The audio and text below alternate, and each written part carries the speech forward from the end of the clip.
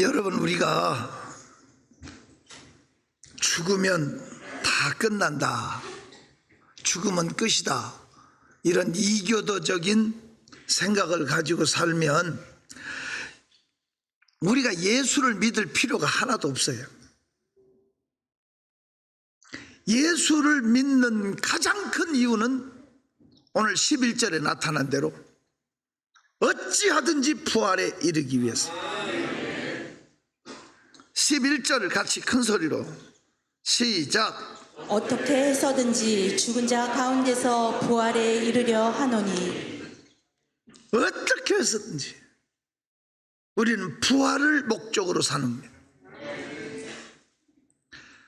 부활에 이르는 신앙의 원리를 오늘 본문은 우리에게 가르쳐 줍니다.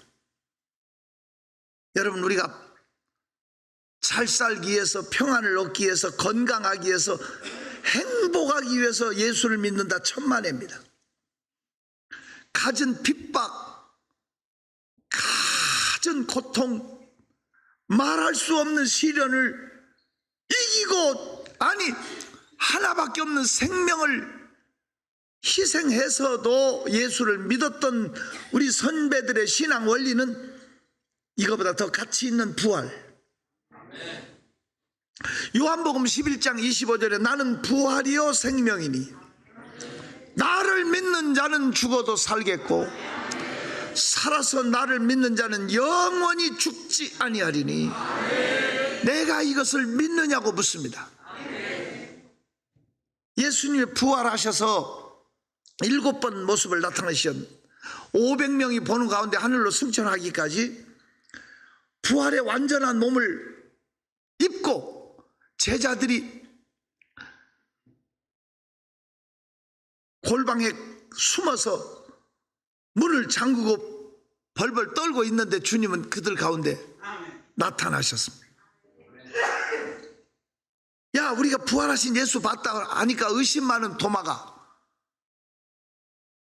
야, 유령을 봤겠지, 어떻게 오니?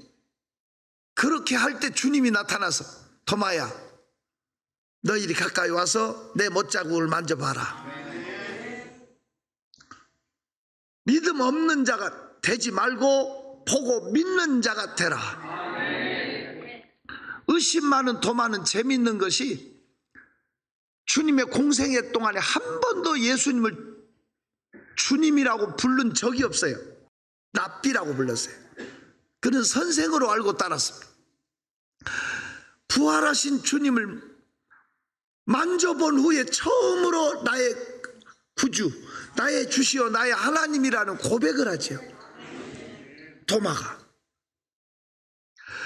만약 여러분 부활이 없다면 예수님의 3년 동안 공생의 12제자들을 합숙하면서 훈련시킨 거 다 헛거였습니다.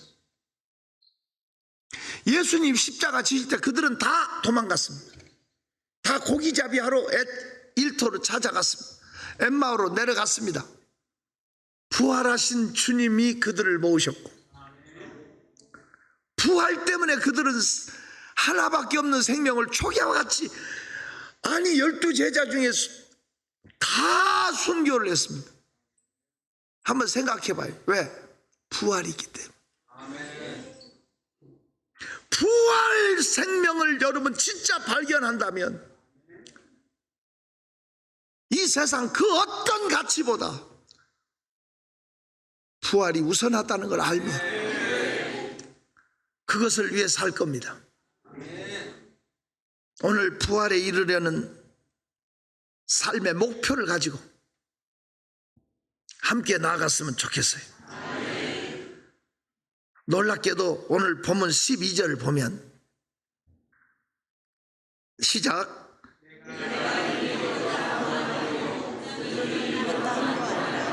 오직 내가 그리스도 예수께 잡힌 바 된 그것을 잡으려고 달려가노라. 그것이 뭡니까? 부활입니다. 부활을 잡으려고 달려간다. 달려갑시다. 무엇을 향해서? 부활을 향해서 달려갑시다. 누가복음 19장에 삭개오가 예수 만나려니까 사람들이 많아서 할 수 없으니까 달려가서 나무 위로 올라갔잖아요. 그 열정을 가진 사람만이 주님을 자기 집으로 모셔갈 수가 있어요. 오늘 달리고 또 달립시다. 그런데 이 달리는 원리를 13절에 보니까 이렇게 써 있어요. 뒤의 것은 잊어버리고, 13절에 봐요. 뭐는 잊어버리고, 좀 제발 좀 뒤의 것을 놓아. 잊어버려. 과거에 신앙생활 잘한 거 얘기하지 마. 이제 잘할 걸 얘기하자고. 과거에 매이지 마. 세상에 불행한 집에 부부싸움 할 때 10년 전 얘기 꺼내고, 20년 지났어도 혼수 얘기 꺼내고, 이건 마귀한테 잡혀 사는 사람이고, 좀 지워버리고 살면 얼마나 좋아. 여성 동지 여러분, 좀 섭섭했던 거 지워버려요. 여러분, 세상에 못난 인간들은 앉아가지고, 남자들은 앉아가지고 군대 얘기하고 있어. 여자들은 여고 시절 얘기한다. 그 사람들은 희망이 없는 사람이라. 진취적으로 앞을 향해 나가야지. 과거에 잘했던 일만 과거에 매여서 사는 사람은 희망이 없어요. 앞에 얘기도 바빠 지금. 과거에 굉장히 잘했던 것도 잊어버려야 더 발전할 수 있지. 과거에 매이지 맙시다. 뒤의 것은 놓아라. 뒤의 것은 잊어라. 미움 원한도 좀 지워라. 거기에 매여 살면 인생 자기 몸만 병들게 만드는데, 좀 잊어버렸으면 좋겠어.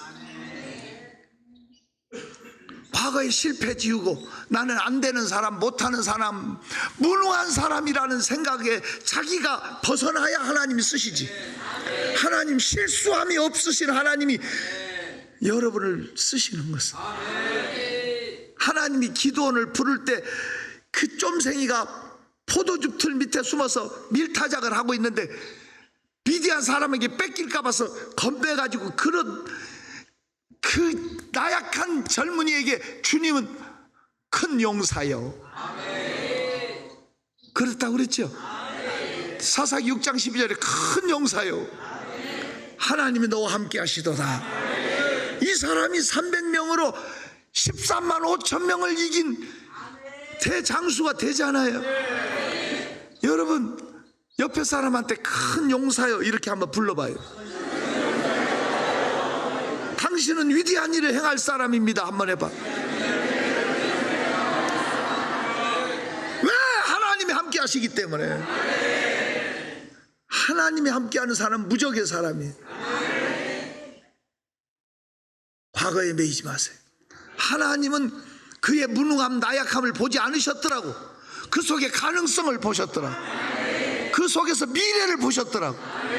하나님 보시는 건 그 속에 있는 한 가지 장점을 보시더라고. 하나님의 선택은 실수함이 없어. 하나님이 택하지 않고는 오늘 주일날 이 자리에 올 이유가 없어. 그러므로 옆에 앉아 계신 분은 위대한 사람, 무적의 사람, 존귀한 사람. 오늘 본문에 달려가는데 뒤의 것은, 과거는 지워버리고 앞에 것을 잡으려고 뭐를 향하여 가느냐. 14절에 표대를 향하여라고. 여러분, 이 표대가 뭘까? 뭘 생각해? 표대가 부활이지. 예수 부활. 우리의 목표는 어찌하든지 표대. 여기서 나타난 것은 부활을 향해서. 할렐루야. 분명한 목표는 부활입니다.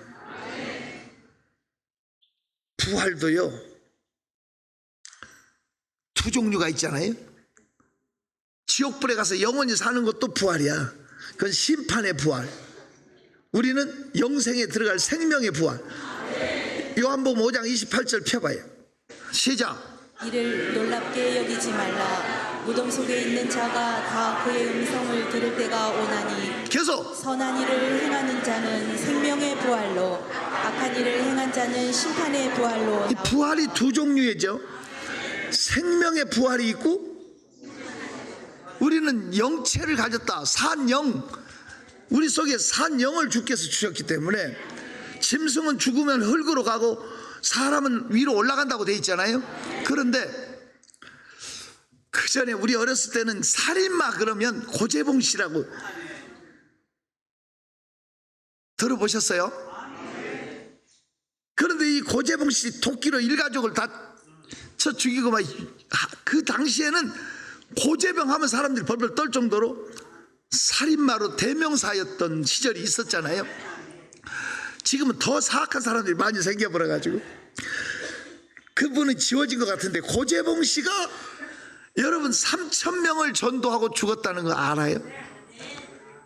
김수진 목사님 서대문 형무소의 형목 목사님이 쓴 고목의 샘물이 흐르고, 김수진 목사님이 쓴 그 책이 감동을 많이 줬어요. 이 고재봉 씨는 그 살인마가 서대문 형무소에서 자기가 3,000명을 전도해놓고 어떻게 이 사람이 돌아가실 때도 재밌는 사연이 많아요. 대개 이제 마지막 이제 단두대에서 죽을 때 이제 마지막 할 말이 있으면 하라고 이렇게 집행을 하면서 하면 대개 막 호기로 대한민국 만사 그러고 죽는 사람도 있고, 어떤 사람은 그냥 말도 못하고 오줌을 줄줄줄 세면서 이렇게 죽는 사람도 있고 다양하대요. 고재봉 씨 죽기 전에 마지막 할 말 있으면 하라고 그러니까 찬송 한 곡 부르고 죽게 해주소. 이분이 그래서 그분이 그때 부른 찬송이 인내하신 구세주여 내 말 들으사 죄인오라 하실 때 날 부르소서. 멋있잖아요. 그 곡을 부르고 가셨다고. 그래서 그 당시 붕사 오신 목사님들이 뭐 인내하신 구세주여 부릅시다 안 그랬어. 고재봉 찬송 부르갔어요. 그랬던 기억이 저도 나요. 이 고재봉 씨가 그렇게 사악한 사람이 어떻게 해서 예수를 믿게 되냐. 어떤 집사님 한 분이 참 귀한 분이죠. 계속 영치금도 주고 계속 성경책도 주고 계속 가도 성경책 다 찢어버리고 거부했던 그분이 예수를 믿게 된 건 하나님이 손을 댔어요. 하나님께서 그로 입신에 들어가게 해가지고 지옥을 구경한 거예요. 그 지옥에 가서 불구덩이에서 그냥 그 고통을 당하면서 막 입에 담을 수 없는 욕을 하면서 어떤 사람이 이렇게 하고 있는 장면, 그 입신 속에서 나오는데, 그 당신은 왜 여기 와서 이렇게 누구를 욕하고 있냐고 이렇게 하니까 우리 마누라를 욕하고 있다. 아니 왜 마누라를 욕하냐, 우리 마누라가 권사년이었는데. 그렇게 하면서 내가 젊었을 때 술을 좋아해서 교회를 내가 가겠다 하니까 우리 권사가 술 냄새 핑기고 교회 와서 남 피해줄 일 있냐고 못 오게 해서 교회를 못 갔다 이거야. 나이 들어가지고 자기가 교회 간다니까 그 부인 권사가 우리 교회가 무슨 남 송장 쳐주는 교회인지 아냐고 못 오게 했다는 거야. 그래서 자기는 지옥에서 지금 타고 있는데, 이 지옥이 있는 거 알면서도 자기를 전도 안 해준 그 부인을 욕하고 있다는 이런 아주 재밌는 장면이 많이 나와요. 이게 여러분 입신에 대해서 우습게 여길지 몰라도 저는 집회 다니면서 체험한 게 많아요. 자기 아들이 초등학교 5학년인데 교회에서 놀다가 떨어져 죽었다고. 외아들 2대 독자. 그러니까 이 부흥이 하는데 이 엄마가 집에 아들 생각나서 못 있겠다고 교회에 울러 와요. 그런데 아들 생각나서 부흥회 하는데도 소리내서 울진 않더라고. 이렇게 방석 끌어안고 그냥 오열하고 가는 거예요. 늘 그렇게 와 있어요. 참 안타깝잖아요. 그런데 제가 너무 놀라운 것은 불쌍한 생각이 들더라고. 그래서 제가 강대상에서 내려오면서 머리에 손 얹고 기도해 준 거예요. 그런데 하나님 입신에 들어가게 깊이 들어가서 그 다음날 깨어났는데, 그 목사님은 교수하시다가 목사님 되신 분인데 이렇게 그 영적인 것을 잘 모르시더라고. 그래서 병원에 실려가야 되냐고 전화가 왔어요. 제가 기도해주고 이렇게 의식이 없다고 쓰러져 있는데 가만 두시라고, 하나님과 만남이 있을 거라고. 그 입신하고 분별도 못 하시더라고. 그런데 깨어났어요. 이분이 천국에서 아들을 만나고 온 거예요. 영화로운 천국에 내 아들이 있다고. 엄마도 예수 믿고 오라고 했다고. 그 분이 집이 4채인데 2채를 교회에다 바쳤어요.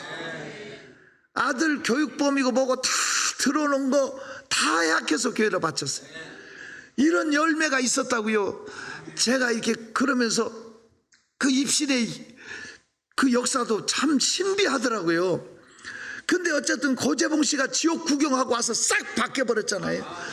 싹 바뀌어서 그 감옥 안에서 전도하러 다니고, 나 예수 안 믿는다고 하는 그런 사람 있으면 개인적으로 기회다 대고, 내가 너 하나 죽이면 재판반이라고 더 오래 살아. 협박해가면서. 이분이 전도하러 다니니까 형님이 믿는 예수 나도 믿겠다. 아무튼 우리 개신교의 역사 중에 정말 많은 깡패들, 그런 세계에 사는 사람들, 어두운 사람들이 하나님께 돌아와서 삶이 변화받고 열려진 건 얼마든지 증언할 수 있잖아요. 아무튼 옆으로 얘기가 샜습니다만은 우리는 부활도 심판의 부활이 있고 생명의 부활이 있어요. 심판의 부활에 들어가면 지옥불에서 끝없이 영원히 탈 텐데, 오직 우리가 생명의 부활을, 이것이 푯대요. 이 목표를 향해서 가는 거예요. 얼마나 의심이 많이 생기고, 얼마나 유혹이 많이 생기고, 먹고 살기 힘들고 삶에 지쳐서 배신당하고 육신의 질병과 싸우고 가난과 싸우고 얼마나 애쓰십니까? 옆에 사람 위로 좀 해줘. 어깨 두들기고 몸에 짠한 거 한번.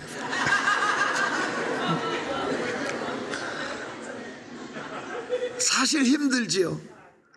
그래도 우리는 달려갈지라도 세상 길 가지 말고 저 하늘 비밀 내게 주신 아버지 품을 향해 가다가 지쳐 쓰러지면 주 이름 부르고 갑시다. 푯대를 향해서 갑시다. 푸름의 상을 향해서 달려갑시다. 14절에 그렇게 써있죠. 푸름의 상을 향해 달려갑시다. 반드시 하늘에 상급이 있습니다. 제가 늘 강조하지만 천국도 똑같은 천국이 아니라고 그랬다고. 솔직히 주일 낮에만 오는 사람하고 밤까지 오는 사람하고 상이 같으면 하나님은 공평하지 않는 거야. 솔직히 말해서 부흥회까지 오고 부흥회 때 한 번도 안 온 사람하고 상이 같다면, 이 시간에 지난 주간에 부흥회 안 온 사람 좀 찔려야 되는데, 하나님은 불공평하신 거라고. 여기 선교사님 오셨는데, 미국 선교사님 어떻게 오셔서 감사하네. 평생을 선교지에 나가서 청춘을 불사르는 선교사들하고 우리 같은 평범한 사람하고 딱 상이 같다면 그건 하나님이 불공평한 거예요. 그건 아닙니다. 부끄러운 구원을 얻어서 불에서 그을린 것처럼 겨우 구원받은 사람이 있고, 24 장로석에 올라가는 사람, 12 보좌에 앉아 다스리는 사람, 왕같이 다스리는 사람이 있다고. 분명히 상급이 다르고, 기왕이면 나는 여러분이 천국 가서 영원히 쉬었으면 좋겠는데, 참 쉼에 안식에 들어갔으면 좋겠는데. 계시록 14장 13절 한번 보세요. 계시록 14장 13절 찾았으면 아멘해요. 시작. 또 내가 들으니 하늘에서 음성이 나서 이르되 기록하라. 지금 이후로 주 안에서 죽는 자들은 복이 있도다 하시매 성령이 이르시되 그러하다. 그들이 수고를 그치고 쉬리니 이는 그들의 행한 일이 따름이라 하시더라. 거기다 밑줄을 그어라. 수고를 그치고 쉬리니. 수고를 그치고 쉬리니. 그 이유는 행한 일이 따름이다. 수고를 그치고 쉬는 이유는 행한 일 때문에 그래. 일 맞죠? 행한 일 때문에 쉬지요. 아무나 쉬는 게 아니라고 그 앞에 11절 봐요. 11절 더 큰 소리로 읽어요. 시작. 그 고난의 연기가 세세토록 올라가리로다. 짐승과 그의 우상에게 경배하고 그의 이름표를 받는 자는 누구든지 밤낮 쉼을 얻지 못하리라 하더라. 아무나 쉬는 게 아니야. 밤낮 쉼을 얻지 말고 영원히 불에서 소금치듯 하면 불도 꺼지지 않고 구데기도 죽지 않는 지옥불에 타는 사람이 있어. 일한 사람은 쉬어. 여러분, 예수를 믿으니까요, 뭐가 가장 시급한 일이고 뭐가 가장 상받는 일인지 아세요? 그게 전도야. 바울은 성경 13권을 썼는데 맨 끝에 바울이 죽기 전에 순교하기 직전에 쓴 책이 디모데후서예요.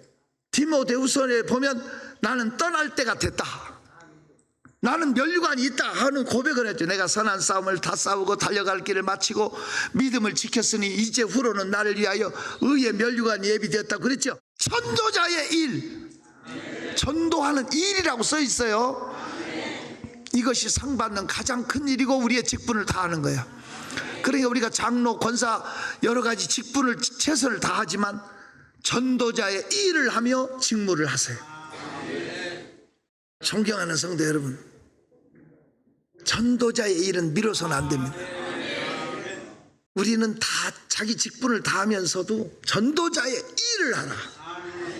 전도하는 일이 하나님을 가장 기쁘시게 하는 일이고 전도 대장이 됐으면 좋겠어. 그러면 반드시 하늘의 상은 예비되어 있어. 제가 바울 사도를 너무 존경하고 좋아하지만 가장 존경하는 다윗의 말은 나는 모든 사람의 피에 대하여 깨끗하다는 선포를 할 때 눈물이 왈칵 났어. 전도하지 않으면 피값을 내 손에서 찾으리라고 그랬잖아요. 에스겔 3장에. 그래 안 그래요? 그게 마음에 부닥치는데 모든 사람의 피에 대하여 깨끗하다. 이는 내가 꺼리지 않고 복음을 전했기 때문이다. 멋있어요. 부활을 향해서 달려가는 길에 최고의 사명은 전도의 사명이에요. 잊지 않기를 축원합니다. 달려가야 됩니다. 부활을 향해서. 두 번째 원리는 16절입니다. 오늘 지금 빌립보 3장을 보고 있어요. 빌립보 3장 16절 시작. 오직 우리가 어디까지 이르렀든지 그대로 행할 것이라. 어디까지 이르렀든지 멈추지 말고 그대로 가라. 고지가 다 보이잖아. 제발 뒤돌아보지 말고 갑시다.